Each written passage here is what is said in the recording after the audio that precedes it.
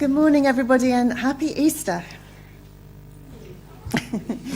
There's a few technical issues this morning, so I'll just fill you in on those. One, unfortunately, our lovely friend Steve is still not very well, so Sheila is holding the fort. Thank you, Sheila. So we wish him a very speedy recovery.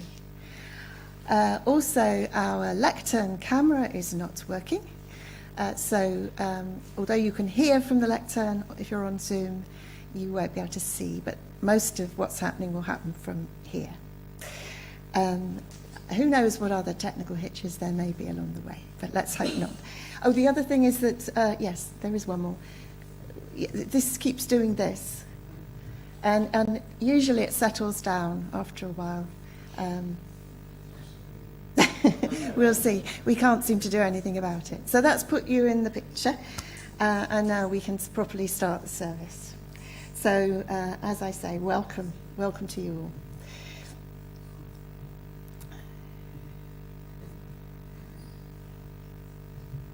Somebody coming in, I think.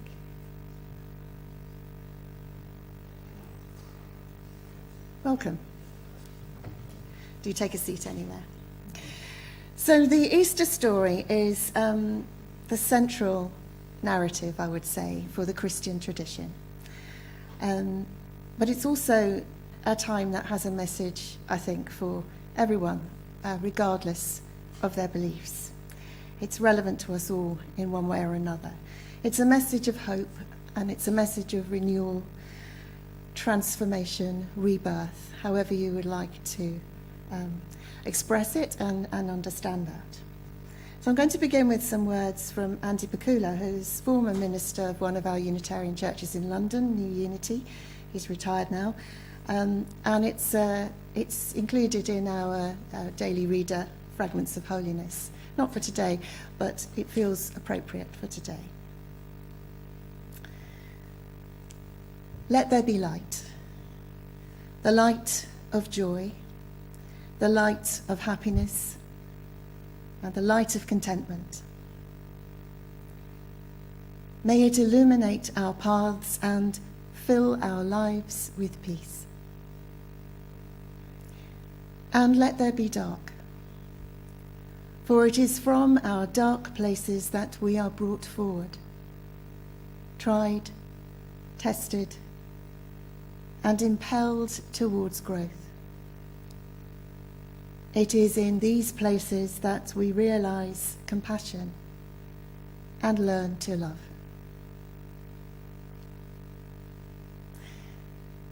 Let's start with our traditional ritual, which is, I sometimes say it's probably the only real Unitarian ritual we have. We have other rituals, but this is something that we do every Sunday, which is to light our chalice candle. It's the symbol of our free religious faith.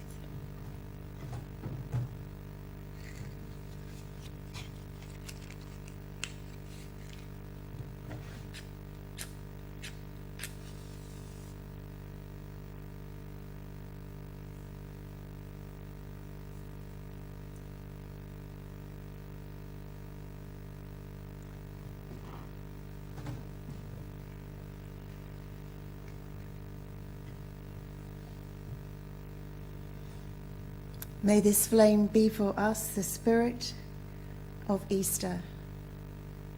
May it mark our time together of shared worship, and may it be a symbol of hope and renewal for us all. And can I say also a particular welcome to those of you here for the first time today. It's lovely to see you. Our first hymn this morning is in our purple hymn books. It's called Enter, Rejoice, and Come In. It is a joyful hymn. The words should come up on the screen, but because we're not entirely reliable with the screen here in the church, it should be all right on Zoom, I hope.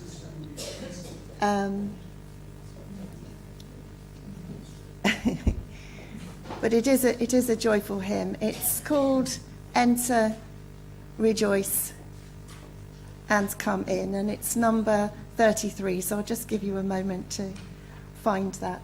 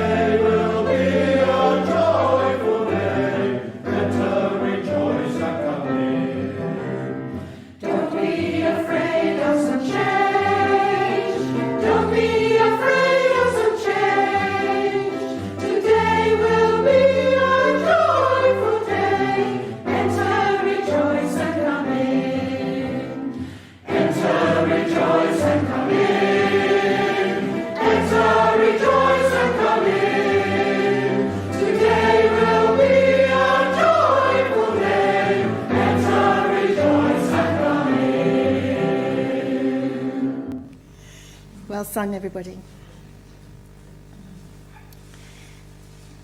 And we come to a time of prayer. I'm beginning with a prayer from Carla Grosch-Miller, which I've slightly adapted for our Unitarian context. Blessed are you, O Holy One, who crowns the earth with beauty, who brings forth the greening and blesses the dying, who summons the songs of the beloved. Blessed are you.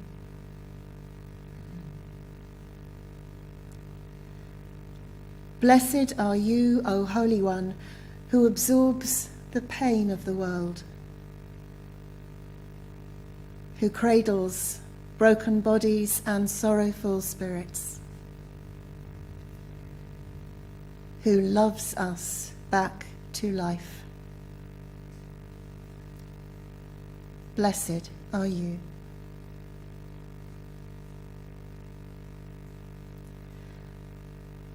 Blessed are you, O Holy One, who waits in silence, who holds the seeds of new life, who keeps counsel with the wind. Blessed are you.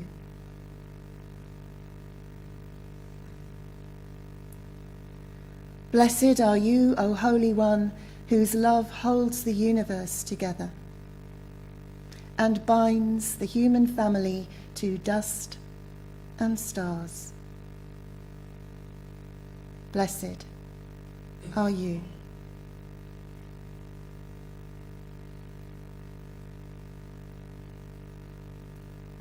We take a moment of silence now. Just allow ourselves to be present here in the quietness and the stillness.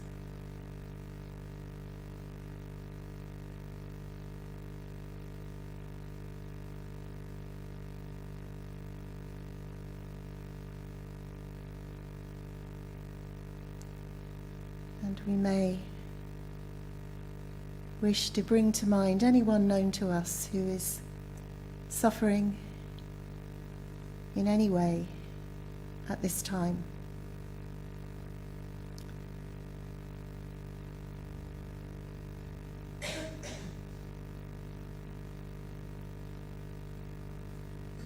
May they be bathed in light and love and find comfort and peace.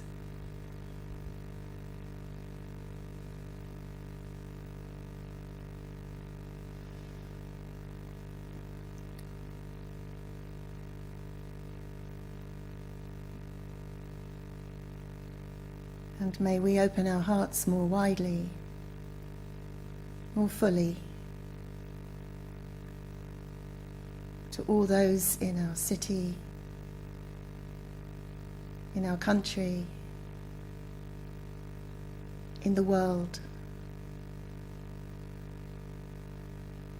who may be suffering from conflict, from poverty, from oppression, from sickness, from grief.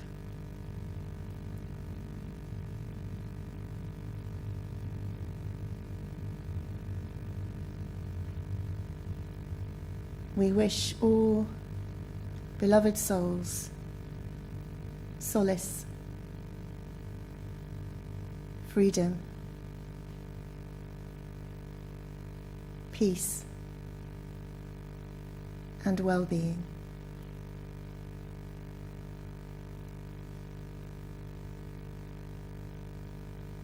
May it be so.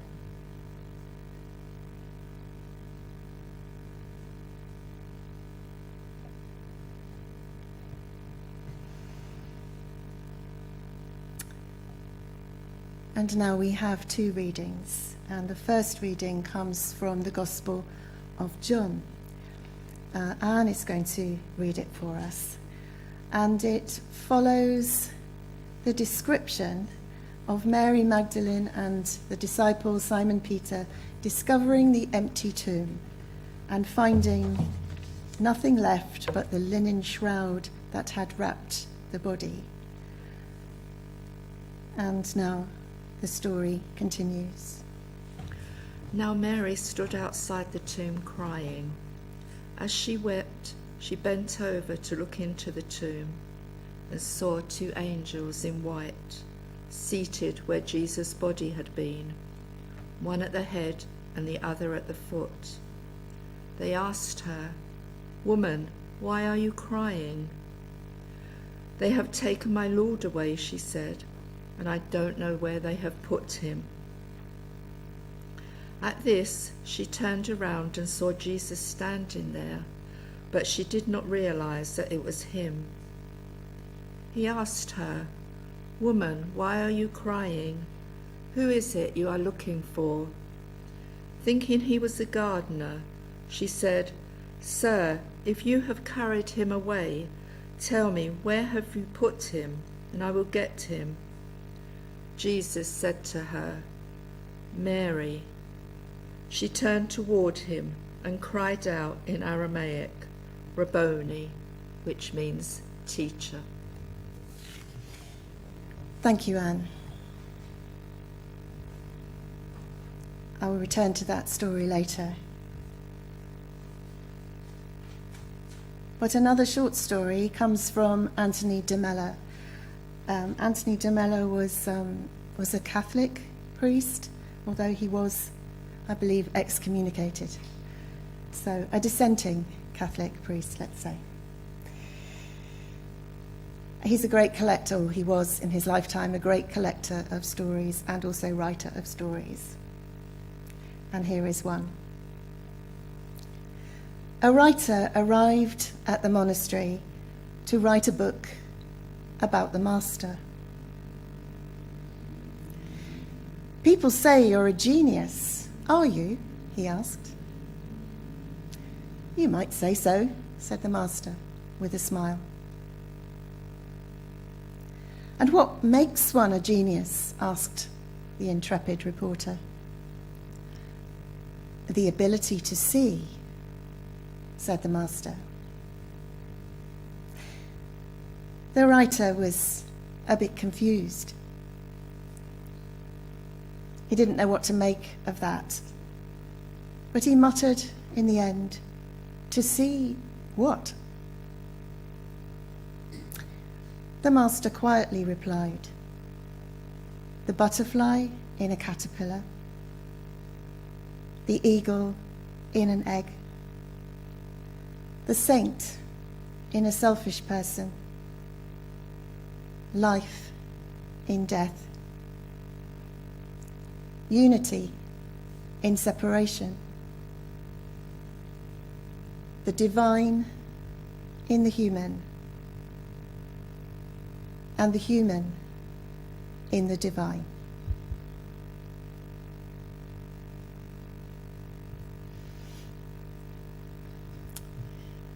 Our second hymn, I'm sorry to have chosen two different hymn books on a day when our screen isn't working very well. This one is in our green hymn book, and it's number 109. It's called Life's Rebirth. A day like many other days has seen us gather here to sing. Number 109.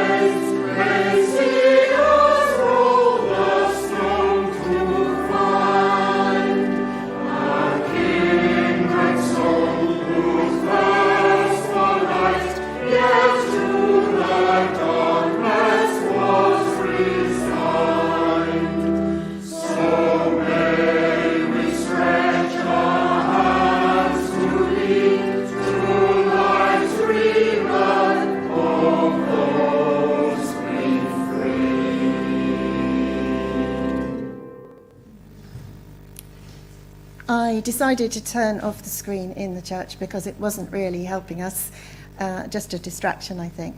But it's a shame in a way because we have several people watching on Zoom, and one of them is wearing the most splendid Easter bonnet.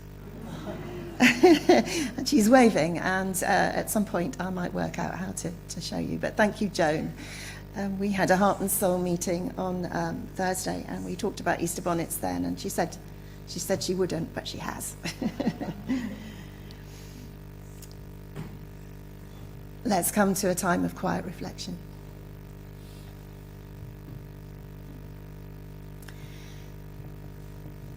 This is a moment to settle once more into the quietness and the stillness and the emptiness.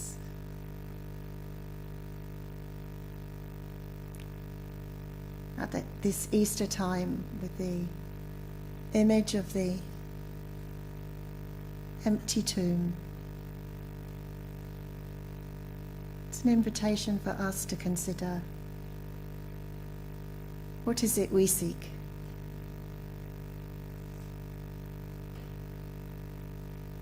What is it we yearn for.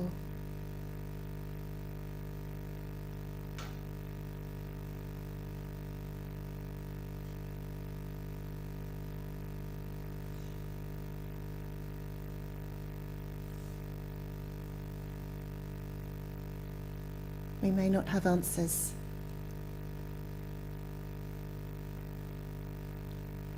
but we ask the question. And then our task is simply to be here, to be present and open to whatever might be revealed in this moment. So let's take some time together in quiet.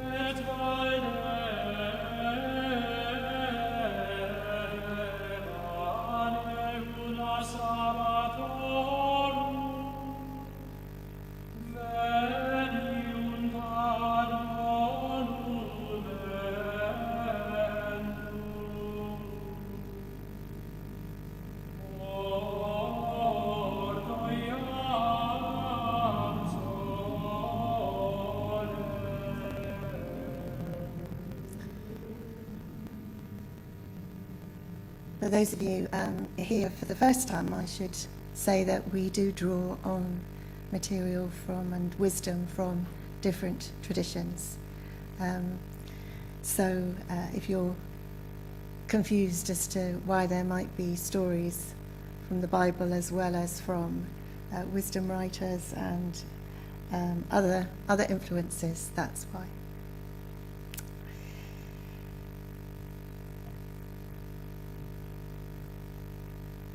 So I did hear the Archbishop of Canterbury say, I think he was doing a trailer for his service on the radio, that the Easter story was one of transformation, which surely, yes, it is.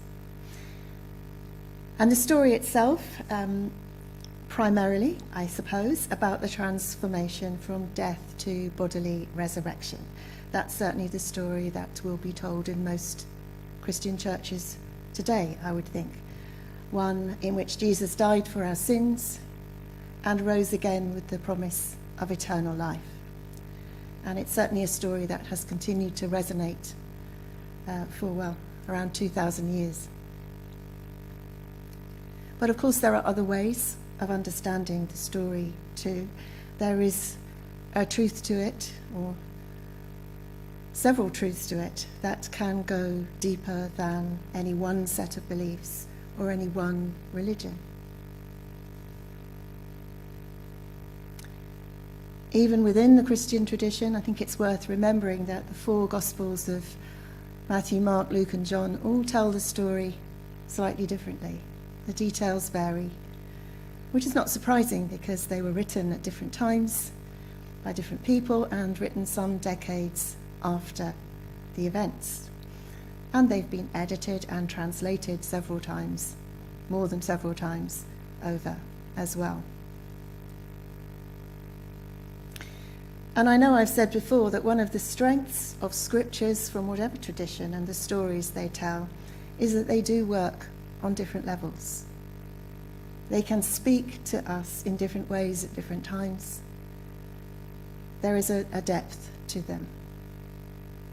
And many subtleties, I think, in the varied responses we may have towards them, that we may feel from one reading to the next. And so I think it's always worth coming to these stories afresh if we can, with an open mind rather than any preconceived notion of what they might mean, which of course is true of anything, really.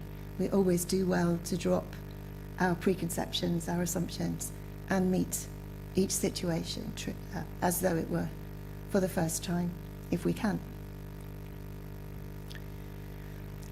So when I revisited the story this year, I read the different versions, and it was this passage from John, which Anne kindly read for us earlier, that stood out for me as something that made me think, maybe something that I hadn't particularly noticed or paused on before.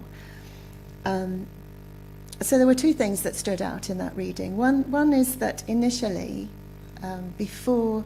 when Mary Magdalene and Simon Peter first arrived at the tomb, all they saw was the emptiness of it. They saw the shroud. They saw that there was no body there. They didn't see anything else initially. They were looking for the body and it wasn't there.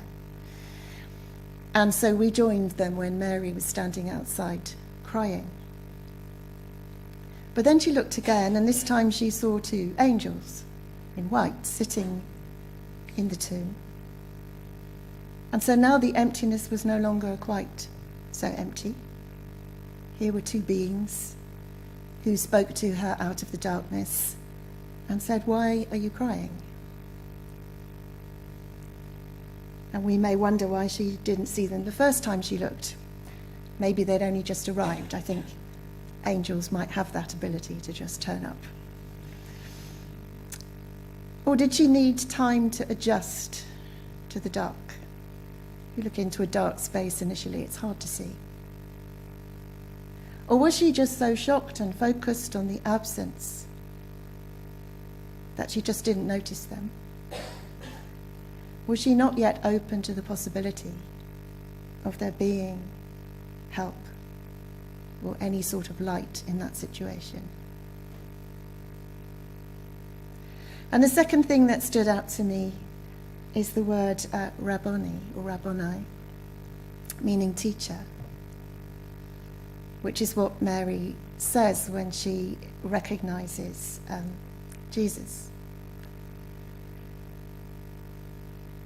She says it in recognition. She's naming him. But it seems to say that there's a lot of names she could have used. That was the name that she's recorded as saying. And it seems to say there's a lot in that to me. There's obviously the respect and affection, and I think love in that word, intimacy even. But I was also reminded that we in Unitarian circles, we tend to think of Jesus as being a teacher, as being a prophet.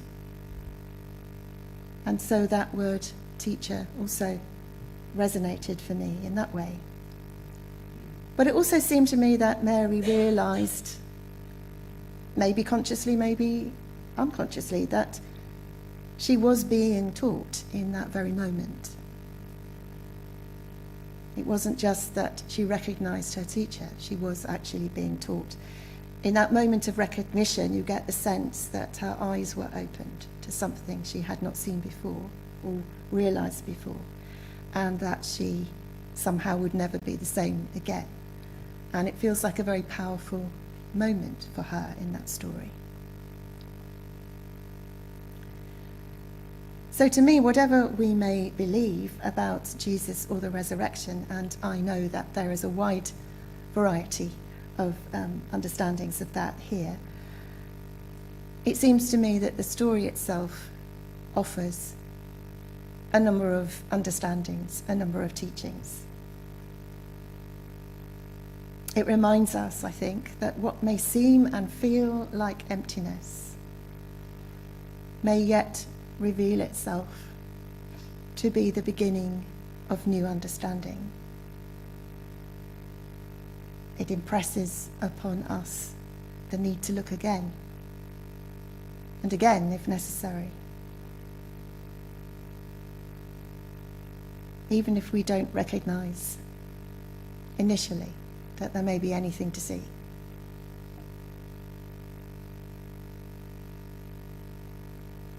And I think it reminds us that our own experience of loss, of pain, of our own feelings of abandonment, confusion, fear maybe, they may in fact contain within them the seeds of healing and renewal, even if we don't immediately recognize that.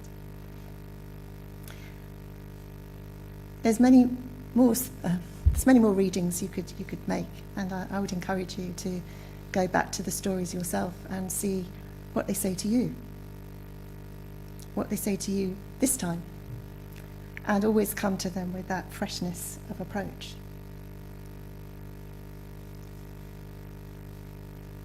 I'm sure, in fact, I know that you all will have had dark times in your lives when there has been hopelessness, despair. And it may be that you feel that now. And I include myself in this. I have also experienced dark times and hopelessness and despair. In my own life, I would say that the loss of a pregnancy and the subsequent inability to have a child felt like a profound emptiness to me for some time, for some years, really. It overshadowed everything else. However, that very loss, that very absence, was itself, in the end, the reason that I started to look more deeply for meaning in life. It was the prompt to me to start to engage with my own spirituality. And I don't know whether I would ever have done that. And angels did appear, not with wings or fanfares, but in the form of books, people, of course, places. And I was led one way or another to a strange church in Brighton of a denomination I'd never heard of before, which helped restore hope and meaning, and for which I will be forever grateful. It was, of course, the Unitarian Church, which didn't give me any easy answers or tell me what to think, but gave me space and gave me community and gave me meaning. Easter, I think, offers us this promise, as I said, of renewal and rebirth, however dark and empty life may feel. And it's a message we need to hear right now, because there's plenty of darkness in the world at this time. There's plenty to worry about and be concerned about in all sorts of ways. It can feel gloomy. It can feel hopeless. I know. And yet, it's important that we keep looking and looking again until we see the light, until we see the beautiful, for it is still there and will yet lead us, I believe, to brighter times. In my life, and no doubt in yours, there have been many deaths, in a sense, a plethora of endings, of losses and turning points. And our faith is, I think I can say, that at every stage of our journey, however challenging, however painful, we trust that there will always be help for us. We trust that a resurrection of some kind, maybe not of the thought of the kind that we had anticipated, but a resurrection of some kind will come for us, so that one day we too may find ourselves saying, in the words of the poet E.E. Cummings, "I who have died am alive again today."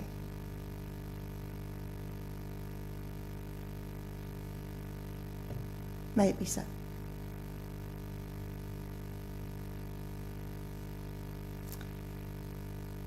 Our final hymn is a joyful hymn. It is back to the Purple Book, and it's number 44 this time. It is "Give Thanks for Life," for all that happens in it, the darkness and the light, and above all the hope. Number 44. Thank you, Sheila.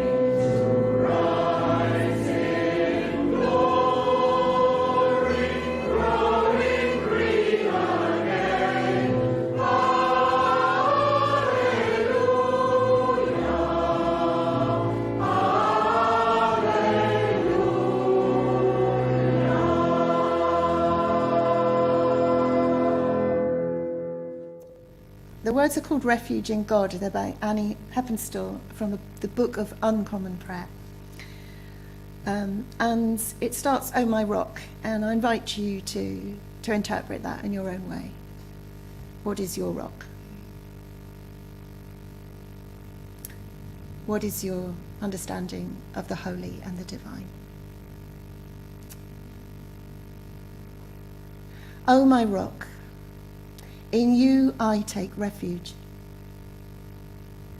The storms of life rage outside, but in you I find shelter. Holy One, you surround me.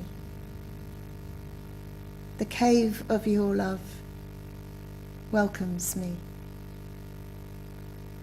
It draws me within to find the rest that I need. In your safe holding, let me find peace. In your strong embrace, let me find renewal. Amen.